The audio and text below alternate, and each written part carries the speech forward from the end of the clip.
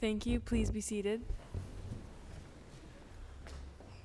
Good morning, everyone. How are we?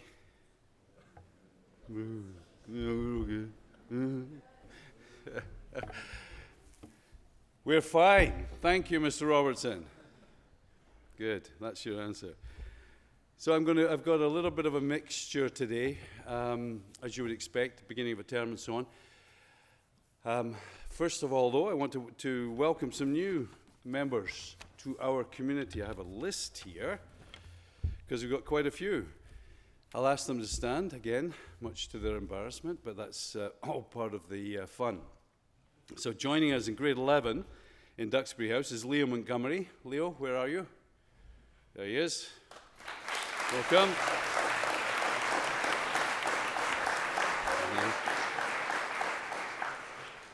Also in Duxbury, joining in grade 10 is Luca De Mello. Luca, you over there. Well done, Luca.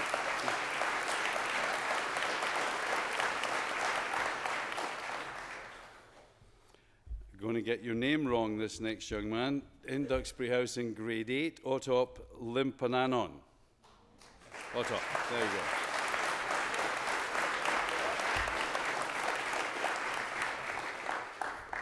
And joining in grade 10 in Lakes House, a sibling, John Dowie, Flynn's brother. John.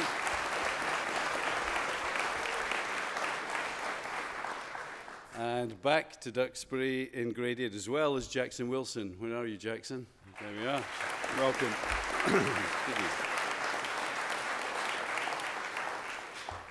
On the exchange side of things, we have 3 exchange students joining us. Joining us from Scotland, another Scottish accent, Nairn Wells, who's in grade 8 in Strath. Where is she? Where's Nairn? Welcome, Nairn.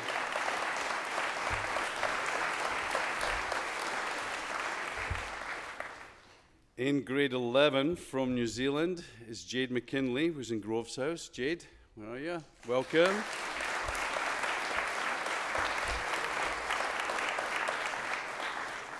And in grade 10 in Lakes House, also from New Zealand, is Drew Leo. And I'm not even going to try and pronounce your second name, Drew Leo.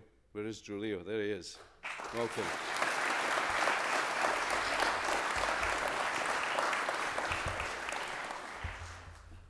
So there we go. More new Shawnigan members to just incorporate as quickly as possible into this community.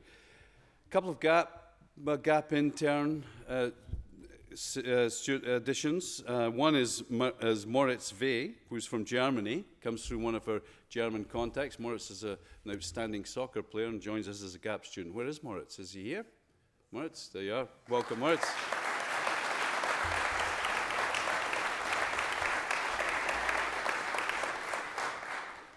And of course, anyone who knows me knows that I can never remember what year students graduated in. I always remember them, but not what year they graduated in. So Takeshi Barnes graduated a few years ago. And he is rejoining us as an athletic therapist and an intern in Lakes House. And he's filling in for Jen Massingham, who's on maternity. So Takeshi, is he here today? There he is, Takeshi at the back. What class was it? Takeshi, was it 12, 11? 10. Okay, close. There we go.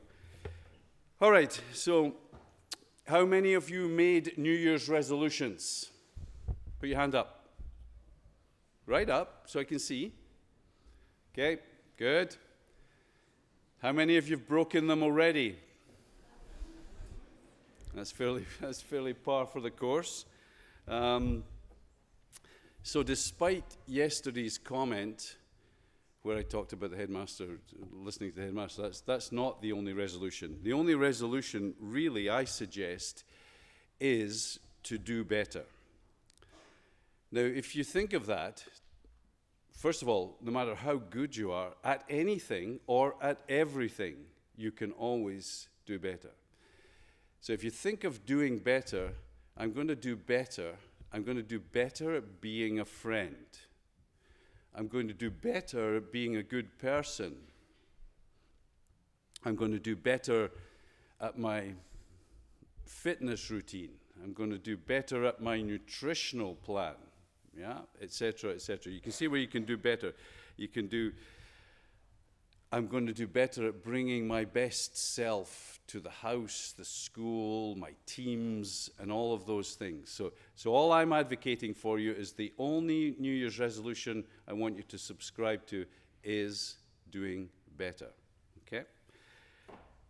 I'm going to do a better job of being consistent. That's a good one. Consistent with my prep and everything else. So, talking about doing better, there were a few comments, perhaps, in your reports if you read them.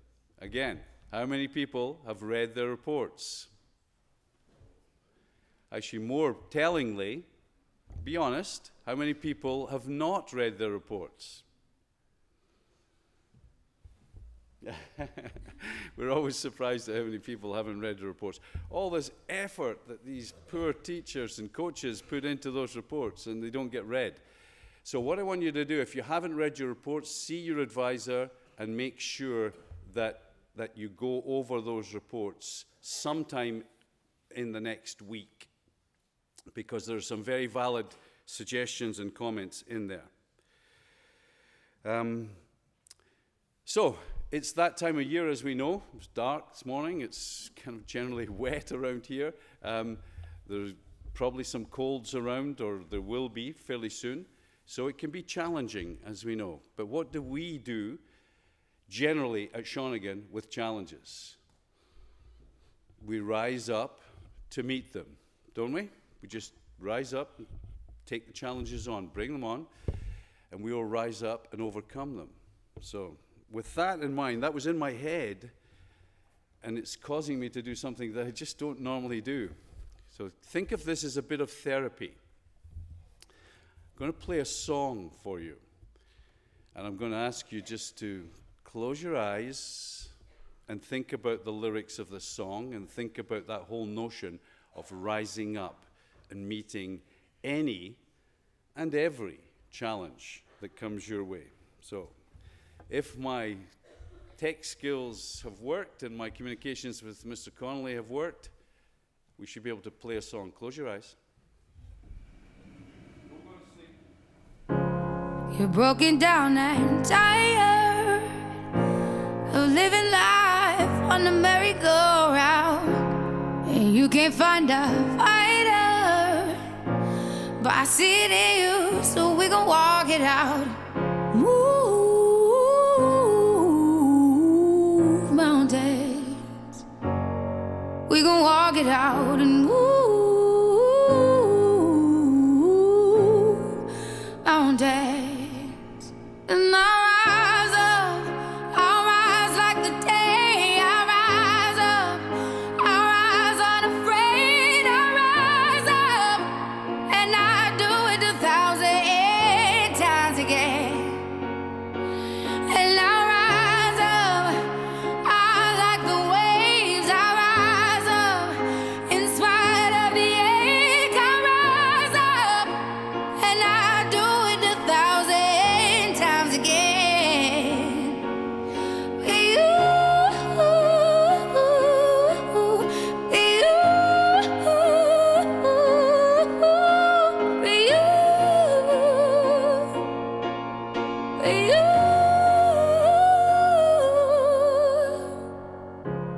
The silence isn't quiet, and it feels like it's getting hard to breathe. And I know you feel like dying, but I promise we'll take the world to its feet. Move mountains, bring it to its feet. Move mountains. And I'll rise up, I'll rise like the day. I'll rise up, I'll rise unafraid. I'll rise up, and I'll do it 1,000 times again. With you, with you.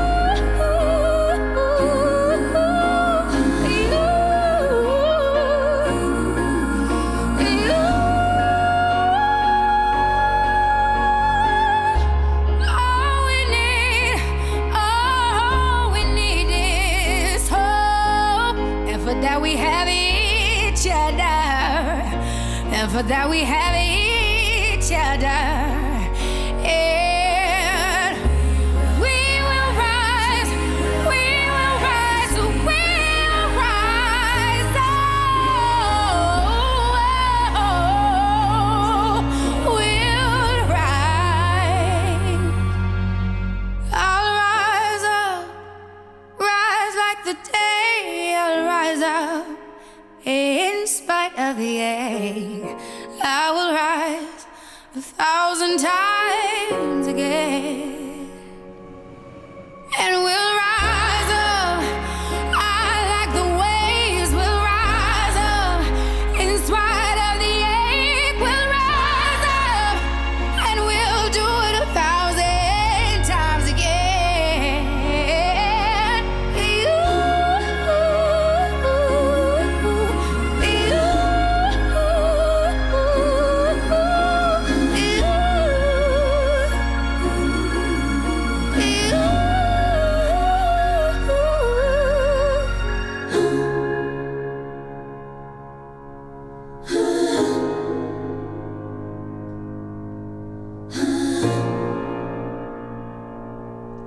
So having told you not to fall asleep, there's no way with that volume that you could have fallen asleep. That's Sandra Day. Worth listening to. Yeah? Good song? How many people knew that song already? Quite a few. Good, okay. So, how can I follow that? I'll sort of rise up and 1,000 times again. Isn't it this great notion of just keep, no matter how many times life knocks you down with a little disappointment or of one sort or another, you just get up. You just rise up and get on with it, right? But again, good message for you to play around with in your heads as you go through this term. Okay, I told you it was a little bit of a mixed bag, so I'm going to switch there, and I'm going to talk just very briefly about our cell phones and so on. And I know it's a complete contrast, but I apologize for that. I've been meaning to talk to you for ages. I think a few people have forgotten the basic premise of our whole approach to cell phones, right? We're trying to avoid the taboo approach, as in thou shalt not, and therefore, thou shalt not carry your cell phone ever, and thou shalt not use it, etc., etc. We're trying to do the more sort of cooperative, respectful thing. So it's all based on respect. Remember, so there's no cell phone use in the chapel. There's no cell phone use in the dining hall. There's no cell phone use in general vicinities and where there are gatherings of people. That's what we're trying, during the classroom day particularly. That's what we're trying to follow, right? Because we've said before that one of the great challenges for us all, and I include the oldies like me, is that these things become a bit of an addiction. We know that. You're constantly checking them, constantly responding to them, constantly following their wishes, not your wishes, right? That's one of the challenges I think we've all got as a society going forward. So at this point, Shawnigan is still plowing on with its respectful use of cell phones. So you don't use them in class unless the teacher invites you to use them in class. And you don't use them in these other places. Are you tired? Cover your mouth. And you don't necessarily need to stretch all the way when you're yawning. Just a little tip for the wise. Where was I? Oh, I've lost, cell phones. So, respect is at the heart of everything. Even if somebody's boring you, you're respectfully listening. So don't walk around checking. That walking and texting stuff is it's like driving and texting. It's illegal, actually, driving and texting. So walking along and texting, and walking along staring at your screen, you're closing yourself off from the rest of the world. And our approach is to try and actually include the rest of the Shawnigan world, right, as opposed to exclude it. It's the same with when you're talking. And of course, at the risk of being hugely controversial, I'm talking to the staff as well as the kids here, to the staff and students. There we go. So, The one other area that we've not even addressed is after lights out. You know, once upon a time, you used to switch the internet off in the houses. We can't do that anymore, as you know. So it comes down to trust then, right? If you don't need your sleep, then you're not working hard enough. You're not approaching the Shawnigan experience with enough energy and vigor. Because Shawnigan is very demanding, as we have all shared and acknowledged. And it's supposed to be.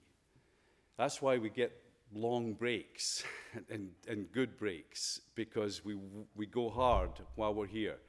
So when you get to bed at night, we're not expecting house directors, assistant house directors and interns and so on to have to stay up all night wandering the corridors, making sure you're not on your cell phone. That's just unthinkable. First of all, it's disrespectful, because then they get exhausted and they can't do their jobs, but it's just not part of the program. So, again, I'm just a reasonably gentle reminder. Cell phone use after lights out is just not part of the program, people. There we go. Okay, so having completely destroyed the mood that I may have created, I do want to try and move on to something else that is.